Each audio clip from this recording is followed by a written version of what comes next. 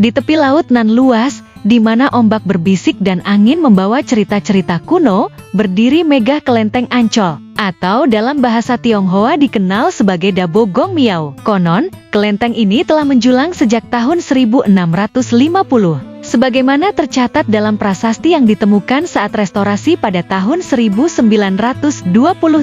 Namun, di balik tembok-tembok berornamen naga dan burung phoenix itu, tersimpan sebuah kisah legendaris yang telah mengalir dari mulut ke mulut. Menjadi bagian dari jiwa Betawi, kisah cinta abadi antara Sampo Soiso dan Sitiwati. Jauh di masa silam, Sampo Toalang, seorang pelaut ulung dari negeri Tiongkok, memimpin armada kapalnya menuju pelabuhan Sunda Kelapa. Langit cerah, angin sepoi. Namun tiba-tiba laut bergolak. Ombak raksasa menghantam kapal, membuat lambung kayu itu bergoyang hebat seolah hendak ditelan samudra. Para awak kapal ketakutan. Namun Sampo Toalang, dengan mata tajam dan hati pemberani, mencium ada sesuatu yang tak wajar. Tiba-tiba, dari kedalaman laut muncul seekor naga raksasa. Sisiknya berkilau bagai mutiara di bawah sinar matahari. Makhluk mitis itu mengaum, mengaduk lautan, hingga membentuk pusaran air yang menakutkan. Naga laut, seru salah seorang awak kapal. Suaranya gemetar. Tanpa gentar, Sampo Toalang mencabut pedangnya.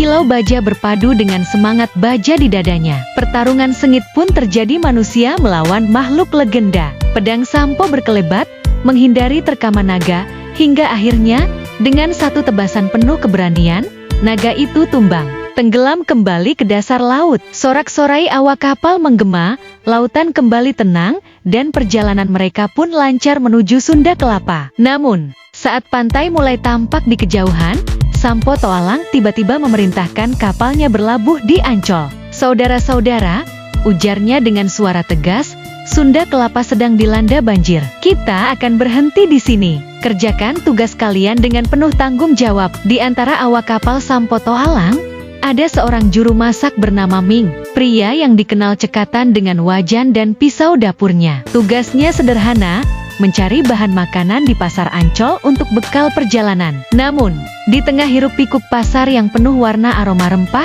tawar-menawar pedagang, dan deru ombak di kejauhan, mata Ming tertambat pada seorang gadis. Rambutnya hitam legam, matanya bagai bintang di malam yang cerah, dan senyumnya selembut embun pagi. "Siapakah dia?"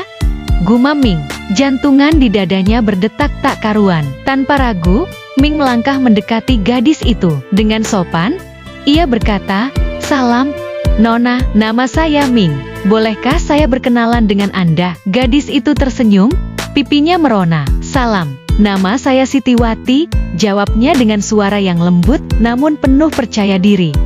Sejak pertemuan itu, hati Ming tak lagi berada di lautan luas, melainkan terpaut pada Ancol dan Sitiwati. Ia memutuskan untuk meninggalkan kapal Sampo Toalang, memilih menjejakkan kaki di daratan demi cinta. Sampo Toalang, dengan bijaksana, merestui keputusan anak buahnya itu. Tak lama kemudian, Ming dan Sitiwati menikah, mengikat janji di bawah langit Ancol yang biru. Ming bukan sekadar suami yang setia. Ia memperkenalkan keajaiban kuliner Tionghoa kepada masyarakat Ancol, meracik hidangan dengan resep warisan leluhurnya. Aroma masakannya menguar, mengundang decak kagum warga setempat. Pasar Ancol pun semakin ramai, seolah masakan Ming menjadi magnet yang menyatukan hati dan lidah. Tahun-tahun berlalu, namun waktu tak selalu baik hati. Ming dan Sitiwati jatuh sakit keras, dan meski telah berjuang, mereka akhirnya dipanggil ke alam baka. Masyarakat Ancol, yang telah mencintai pasangan ini, merasa kehilangan yang mendalam. Untuk mengenang kebaikan dan jasa mereka, warga mendirikan sebuah kelenteng di tepi laut, tempat yang pernah menjadi saksi cinta mereka. Kelenteng itu dinamai Kelenteng Ancol, sebuah monumen abadi yang berdiri kokoh hingga kini. Begitulah legenda Kelenteng Ancol, sebuah kisah yang terjalin dari petualangan laut, keberanian, dan cinta yang tak lekang oleh waktu. Mungkin sejarah sejati menyimpan versi yang berbeda, namun cerita rakyat ini telah mengukir tempat istimewa di hati masyarakat Betawi. Kelenteng Ancol bukan sekadar bangunan, melainkan simbol cinta, keberanian, dan harmoni antara dua budaya yang bersatu di tepi pantai.